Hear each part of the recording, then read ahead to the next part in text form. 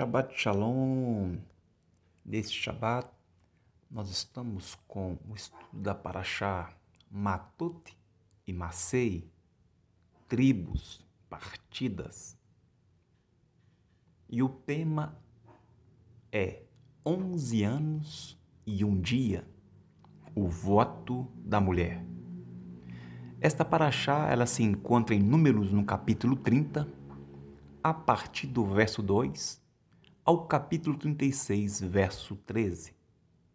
A sua Haftará se encontra em Jeremias, capítulo 1, verso 1, ao capítulo 2, verso 4, e capítulo 3, verso 4. A Brit Hadashá, João, capítulo 1, verso 1 ao capítulo 3, verso 36. Nós temos aí a primeira palavra matot, que pode, em muitos dos seus significados, ser a palavra vara, tribo, ramo. A palavra masei, ela pode ser partidas, jornada, viagem, levantar acampamento, projétil e ruptura. Vamos ver o capítulo de Mateus, capítulo de número 5, 37, que diz assim: seja o seu sim, sim, e o seu não, não, o que passar disso procede, o que passar disso vem do maligno. Outro texto, Eclesiastes, capítulo 5, verso 4 e 6. Assim, quando você fizer uma promessa a Deus, cumpra logo essa promessa. Ele não gosta de tolos, portanto, faça o que prometeu. É melhor não prometer nada do que fazer uma promessa e não cumprir. Não deixe que as suas próprias palavras o façam pecar.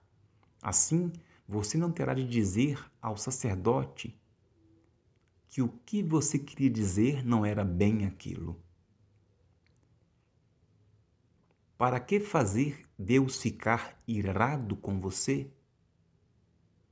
Por que deixar que Ele destrua as coisas que você conseguiu com o seu trabalho?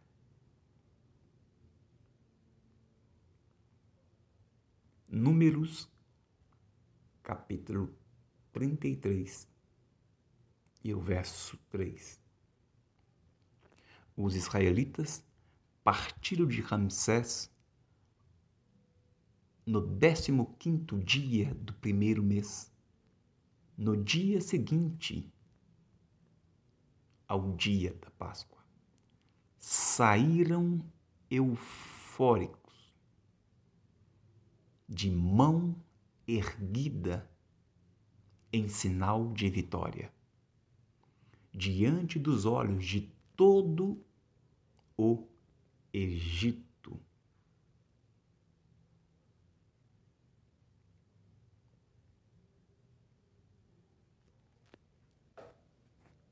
O início dessa porção, o Eterno já faz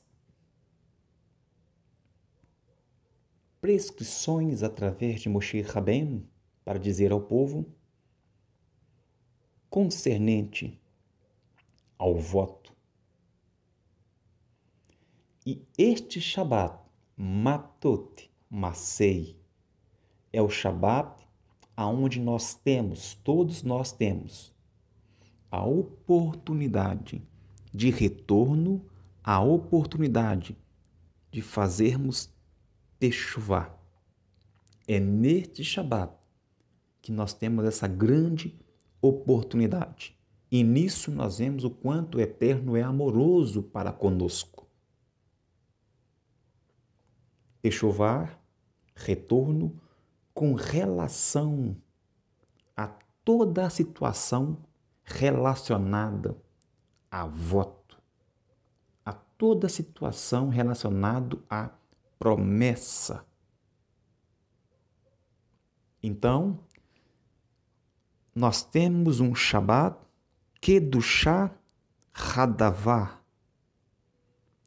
As palavras desta porção estão relacionadas à santidade da palavra, à pureza da língua. E o Eterno narra de forma bem sucinta, clara e objetiva, quando o homem falar, fizer um neder. Quando o homem ou uma mulher fizer um neder, um voto ou uma promessa, qual é a regra, o estatuto? Qual é o ruquim concernente ao neder? O Eterno então começa falando que todo homem, referente ao voto, ele tem que fazer o voto e cumpri-lo. Ponto. Porque o homem é chamado de Rosh, de cabeça, líder. Então, quando ele faz um voto, quando sai palavras, Kedushá Hadavá, a pureza da língua, a santidade da palavra, quando sai palavras da boca do homem, com relação ao neder, é santo, é puro. Quando sai o neder, uma promessa, ela é santa, ela é pura, então logo o homem cumpre. E ponto final. Mais abaixo, há toda uma explicação concernente ao neder feito, um voto, uma promessa feita por uma mulher. E aí, nós colocamos o título de 11 anos e um dia.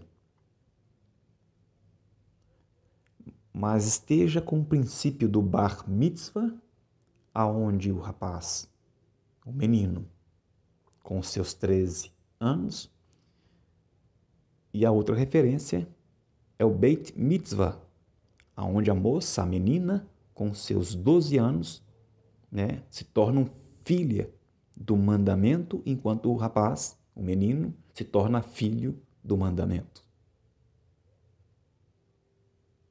Mas se o menino, que com 13 anos, que faz o seu bar mitzvah, mas se ele tiver 12 anos e ele entender o significado, a essência do neder, ele já pode fazer um voto. Se ele entender o significado. Se ele não entender o significado, ele só pode fazer após o seu bar mitzvah. O mesmo se aplica à moça, à menina. O Beit Mitzvah é feito com os 12 anos, mas se ela tiver o entendimento, o significado, a essência da palavra neder, voto, promessa, então, com 11 anos e um dia, essa menina já pode fazer o voto, já pode fazer uma promessa. Lembrando que esse voto, essa promessa, são palavras dirigidas ao Eterno ou a pessoas. Com relação à mulher, o Eterno diz e explica bem minuciosamente. Uma menina de 11 anos e um dia, se ela fizer um voto, o pai tem o poder de anular este voto. Se essa menina agora, ela for noiva, o seu noivo tem autoridade dada por Deus para anular o voto da noiva. E se esta moça, agora mulher, casou-se, agora quem tem a autoridade e o poder de anular o voto da esposa é o marido. Porque enquanto a menina mora com seu pai, a autoridade do lar é o pai. Ela noivou, a autoridade, o noivo. Ela casou-se, a autoridade, o marido. E há condições para que esse voto também seja anulado. Se o pai da menina ouviu o voto, ou ele consente com o voto para que ela vá ali e cumpra aquele voto, ou ele não permite, ou ele não consente em ela fazer aquele voto.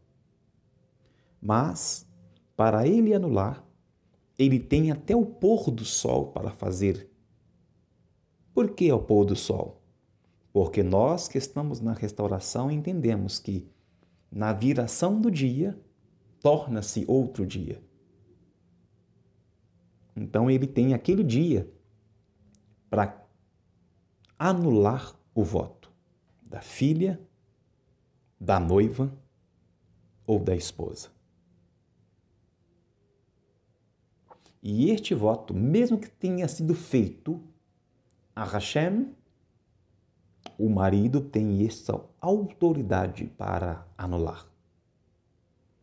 E concernente à mulher que casou e o seu marido veio a falecer, ela agora se tornou uma viúva, o único que tem o poder de anular o voto é somente o Eterno. Então, o Eterno que criou o macho e fêmea, o Eterno que fez o homem e a mulher, conhece aquilo na qual ele formou.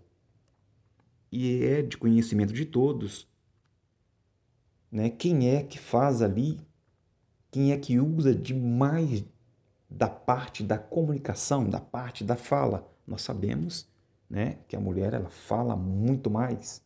E foi o Eterno quem a formou desta forma. A mulher ela é mais emotiva. Já o homem, o Eterno quem o formou, mais racional, relacionado às palavras. A questão aqui na Torá não é quem é menor ou quem é maior. A questão aqui é que o Eterno sabe o que ele formou, o que ele criou. O Eterno conhece a nossa natureza, ele nos conhece por dentro. Então, é dado ao homem essa autoridade para anular votos. Votos ou declarações que tenham sido feitas, declaradas, que saem dos lábios da mulher e que elas não tenham refletido, analisado antes de falar. Por exemplo, um voto feito num período de tristeza, um voto feito num período de alegria demasiada, ou um voto, por exemplo, feito em um período de calor, de uma pressão, no calor da emoção, no calor da pressão. Então a mulher vai ali e faz um voto, faz ali uma declaração, faz ali uma promessa, e aí este homem, marido, pai ou noivo, ele tem o poder, ele tem essa autoridade para chegar e pegar essa declaração irrefletida dos lábios da mulher, ou da menina, ou da esposa ou noiva, e anulá-la. Há algo forte com relação ao voto. há um segredo forte com relação ao voto. A palavra laharos, destruir, destruição.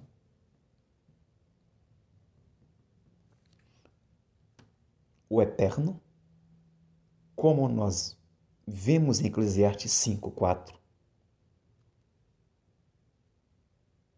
ele é aquele que ouve o voto, que ouve ali a promessa na qual nós fazemos. E ele ouve, pega o voto e ele resolve aquela situação na qual a pessoa fez o voto. Se o Eterno fizer tal coisa, eu vou fazer tal de tzedakah, por exemplo. O Eterno, então, ele resolve aquilo na qual a pessoa prometeu se ele fizesse. Ele faz aquilo, ele cumpre a parte dele, e aí o próprio Eterno cola imediatamente naquela pessoa que fez o voto.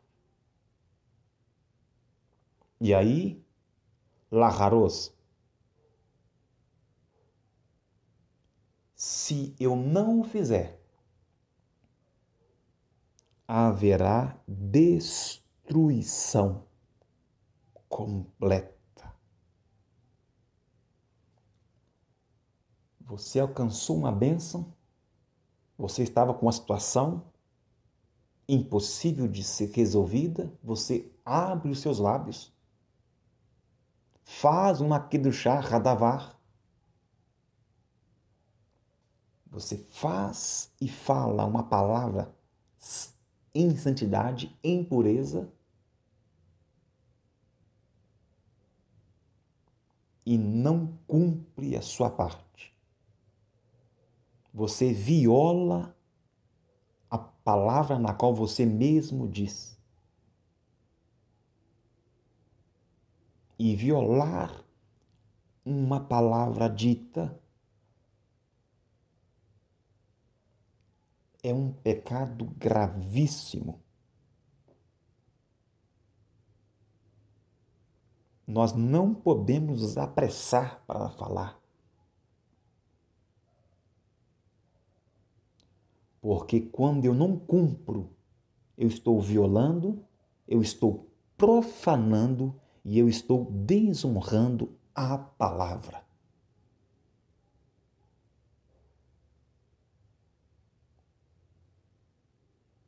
O sopro de vida e a palavra, no sentido de comunicação, nos faz ser a coroa da criação. E quando eu falo e não cumpro o voto, não cumpro a promessa, eu estou profanando, eu estou desonrando extra kedushá hadavá, eu estou profanando, desonrando a santidade da palavra, aquilo que me faz ser totalmente diferente dos outros seres, das outras criaturas, que é a palavra dentro de nós. Aquilo que nos faz comunicar com o próximo e com o Eterno. Existe um pensamento, uma fala, uma frase que muitos a utilizam. E aquilo que é dito, às vezes eu ouço até no meio messiânico nazareno essa frase. E a frase é a seguinte: quem fala o que quer, ouve o que não quer. Quem fala o que quer, ouve o que não quer. Dá de entender que quando ouvimos uma afronta, Nós temos o direito de resposta. Dá e é gerado dentro de nós até aquela vontade de revidar. Quando acontece que nós somos ofendidos, quando sai da boca de uma outra pessoa uma ofensa, ao pegar essa fala, essa frase, quem fala o que quer, ouve o que não quer, quando nós somos ofendidos, nos dá até o direito, segundo essa frase, de revidar a ofensa. Revidar uma ofensa. Yeshua faria isso de revidar uma ofensa?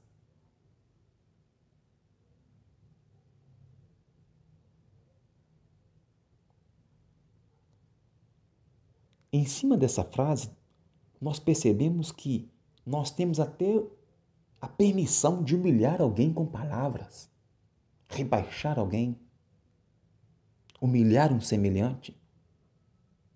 Ele falou, né, o que quis, agora ele tem que ouvir também. Ele me humilhou, eu vou humilhar de volta. Ele me ofendeu, eu vou ofender de volta.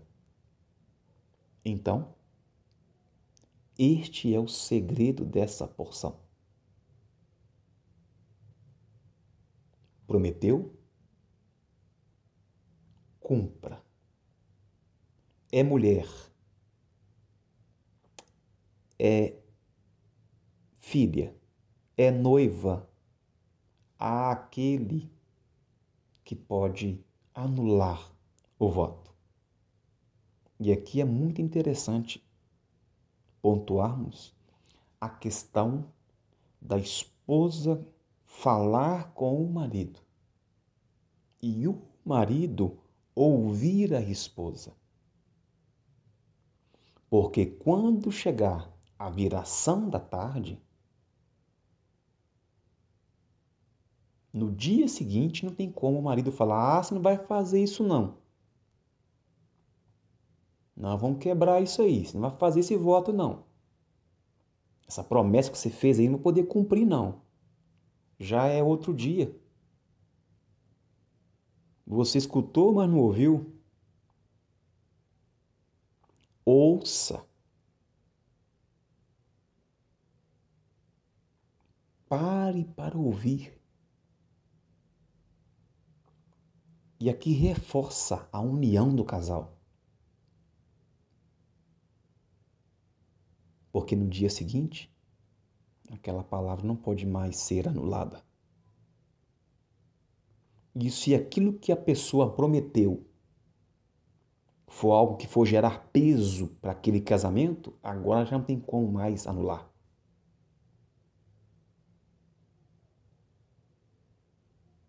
Um exemplo. Ai, gente, eu estou tão emotiva. Hoje eu cuidei de um gatinho na rua. E aí eu prometi, eu fiz um voto, que todos os gatinhos agora que estivessem na rua, eu vou cuidar deles.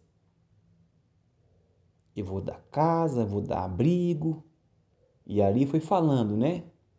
Emotiva, no calor da emoção, né? Na alegria demasiada.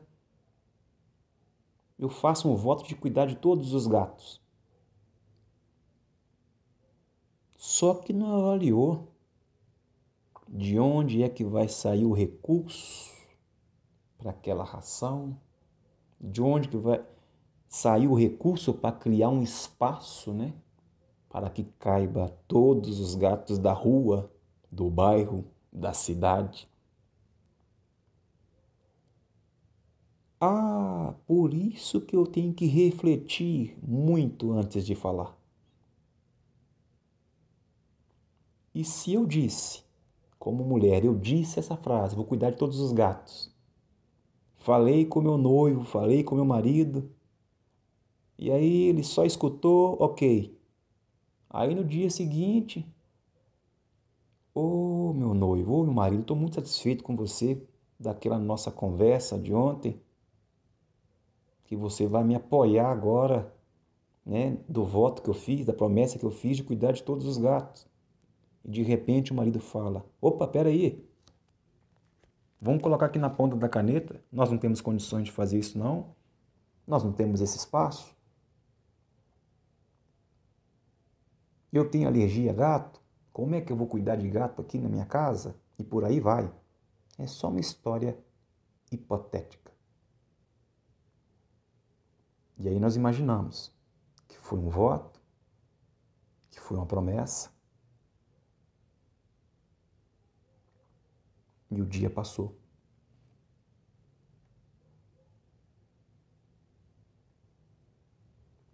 A autoridade que o marido tem, que o pai tem, que o noivo tem, foi Deus quem deu. E por amor à mulher, às filhas, como são muito emotivas e falam mais, o Eterno colocou essa autoridade na qual é mais racional. E isso nós estamos falando de homens de verdade, de mulheres de verdade, de filhas de verdade, de noivas de verdade.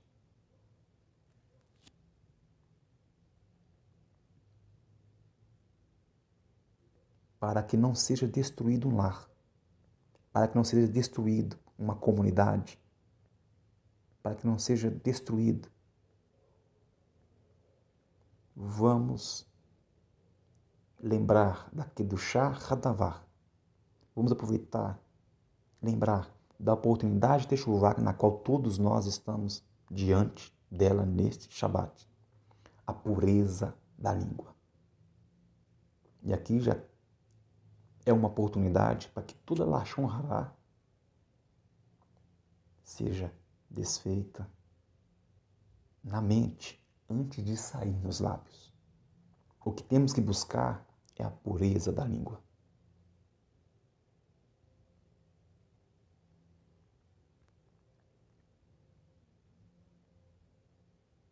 Então nós vimos no texto onde diz que partiram, pois, de Ramsés no primeiro mês, no dia 15 do primeiro mês. No seguinte dia da Páscoa, saíram os filhos de Israel por mão alta, ou com a mão alta, aos olhos de todos os egípcios. Tem aqui mais um segredinho para nós dentro dessa porção.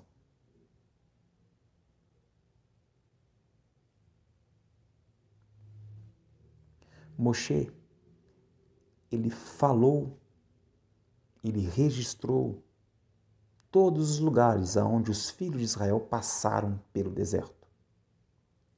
Desde o momento em que saíram, eles deixaram o Egito, até a chegada às planícies de Moabe.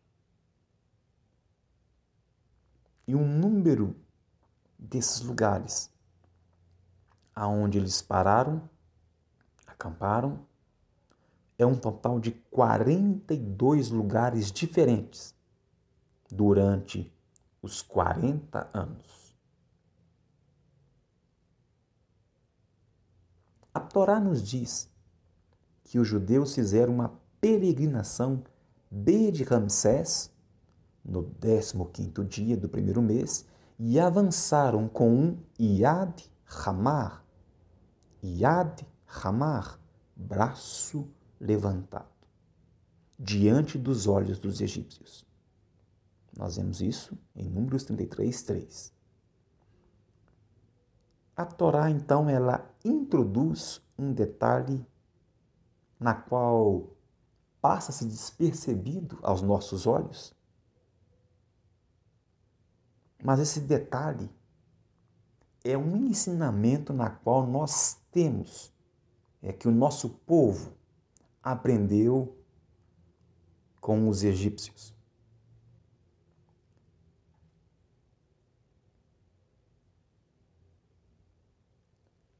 Qual que é o detalhe? Neste exato momento, quando o povo sai do Egito, é o momento onde houve uma grande tragédia com eles. tragédia para Mitzrayim e milagre para Israel. E a Torá, ela narra, ela descreve que alguns dias após o êxodo dos judeus,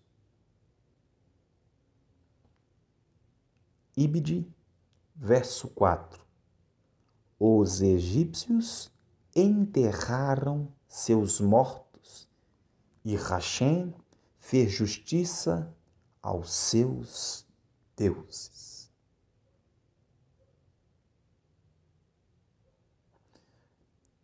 No famoso livro Atzadik in Ordei, de Simcha Haas, contém uma história incrível sobre o rabino Ariel Levin, o Tzadik, o justo e piedoso de Jerusalém. Essa história deste famoso livro é para explicar o fato. O povo de Israel com os braços erguidos, em sinal de vitória,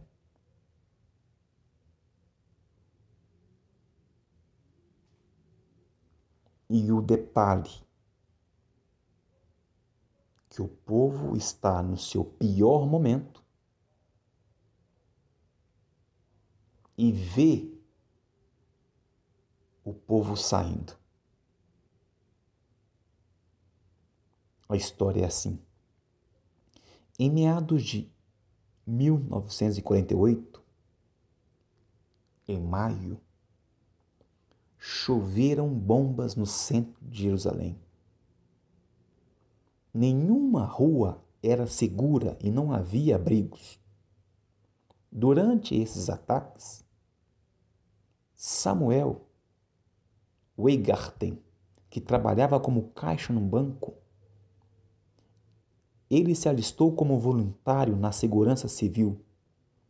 Ele avistou o rabino Ariel Levin tentando abrir caminho através das crateras no chão e das bombas caindo de cima, desesperado, para chegar ao seu destino. Seus passos eram meticulosos e calculados. O rabino Ariel dava passos largos com confiança, como se tivesse um destino claro em mente. Rabi, ele gritou por cima do barulho. Onde você vai? Um judeu deve cuidar de sua alma.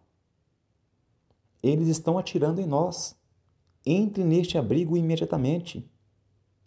O rabino Levin continuou com seus passos firmes. Estou a caminho de cumprir a maior das mitzvot, preceitos.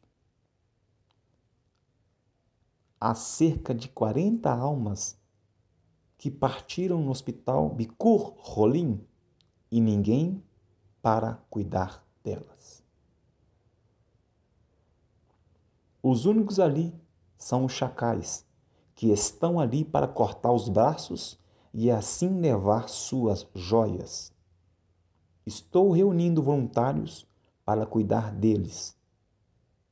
Os explosivos terão que encontrar outros endereços. É forte o que este rabino diz.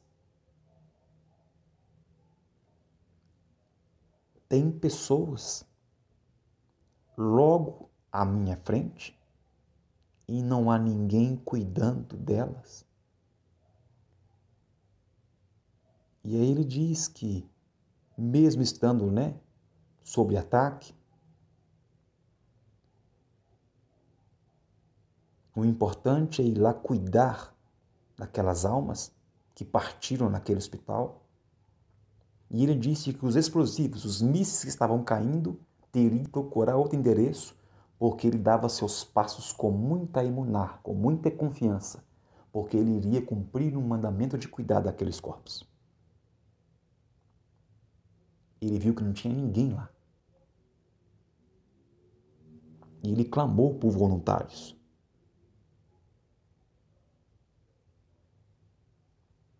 Ele se arriscou em meio aos mísseis por causa de almas.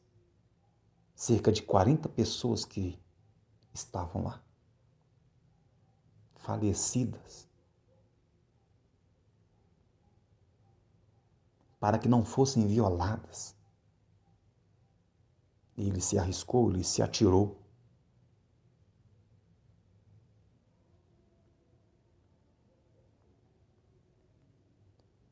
Os judeus eles estavam cativos no Egito. E apesar das pragas milagrosas, nunca antes vista, na história da civilização, os egípcios, Mitzrayim, eles insistiram em não libertar os judeus. Nem com as ameaças de destruição, pragas de sangue, sapos, piolhos ou gafanhotos, poderiam quebrar a determinação dos egípcios de manter os judeus cativos. Mesmo quando os judeus finalmente partiram, os egípcios os perseguiram? Sim, perseguiram, mas não foi imediatamente. A Torá nos mostra que eles tinham uma prioridade antes de irem atrás deles. Havia algo mais importante. Havia uma razão pela qual os egípcios estavam dispostos a perder os judeus. A honra e o enterro dos seus mortos. Talvez a Torá fale à civilização humana e diga ao mundo o que era importante naquele momento de luto no Egito. Mesmo para uma nação tão sanguinária, que estava disposta a abrir mão de todas as suas riquezas e honras para apoiar os judeus, naquele momento, nada mais era importante.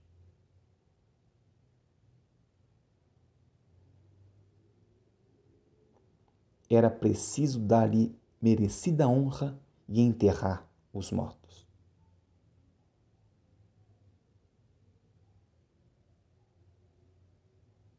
E assim a Torá nos diz que, apesar das ramificações políticas que ocorreram durante o Êxodo, algo mais estava na mente dos egípcios. Talvez as ações daquela nação primitiva nos coloquem em perspectiva sobre o que realmente importa.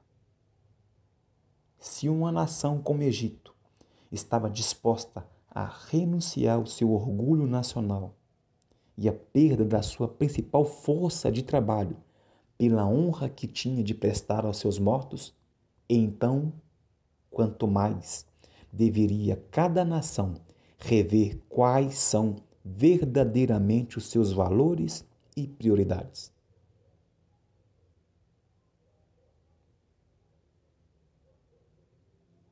Não podemos aprender grandes lições morais dos egípcios. Sim, e isso é verdade. Eles não têm muito relacionado à moral do ponto de vista de kedushá, de pureza, de santidade. Eles não têm o que nos ensinar. Mas, neste fato, nós devemos aprender com Mitzrayim.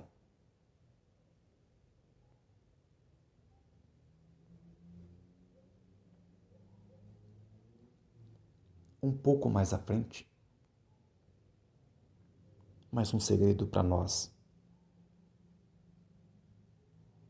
Um pouco mais à frente, o Eterno dá ordem a Moshe para enviar uma quantidade de soldados. 12.000.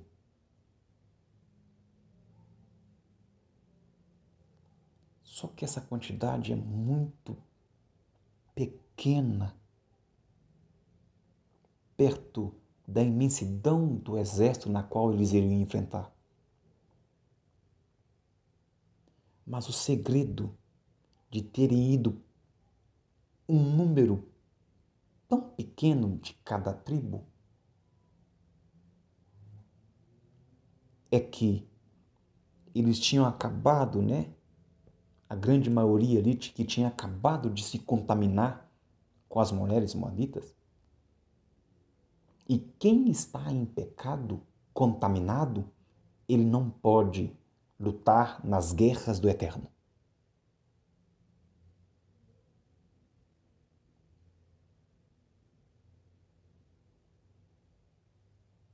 E aí, Moshe soube que após aquela guerra, ele iria morrer.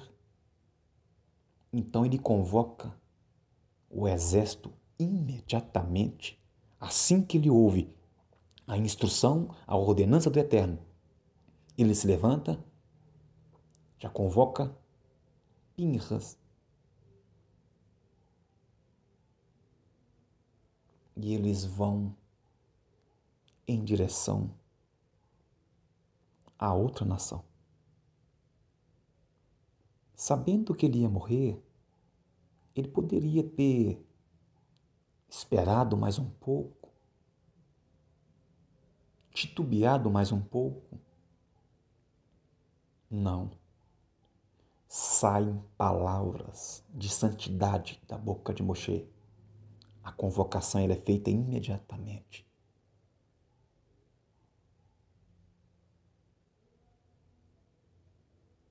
E todos sabem da vitória do povo de Deus. Mas o povo que acabou de ouvir sobre fazer o voto, fazer uma promessa, sair uma palavra da boca, o Eterno ordenou que matassem as mulheres, filhos, os animais. E eles não cumpriram aquilo. E ainda por cima trouxeram as mulheres para dentro do arraial. Então o Eterno dá a eles a ordem para executá-las. O Eterno dá a ordem para Moshe e Moshe diz a todos eles: façam isso. E aí eles tiveram que ficar mais 7 dias ali, aguardando passar aquele período, pois havia sangue nas mãos.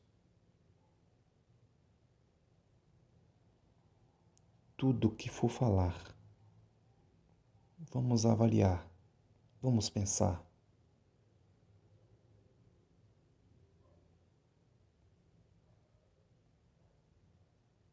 Em nome de Yeshua. Miqueias, capítulo 2, o verso 13. Aquele que abre o caminho irá adiante deles. Passarão pela porta e sairão. O rei deles, o Senhor, os guiará para lutar as guerras do Eterno.